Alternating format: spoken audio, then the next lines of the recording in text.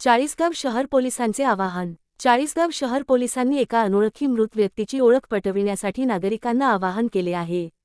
दिनांक 10 जानेवारी 2026 रोजी सकाळी सुमारे 11:30 वाजण्यापूर्वी चाळीसगाव, धुळे बायपास रोडलगत कोदगाव शिवारातील शेताच्या बांधावर एका अनोळखी पुरुषाचा मृतदेह आढळून आला होता.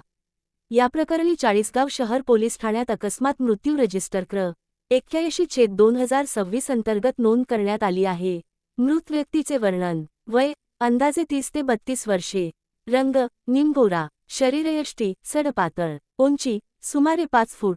केस काळे. अंगात पांढऱ्या रंगाचा शर्ट कमरेजवळ गुंडाळलेला.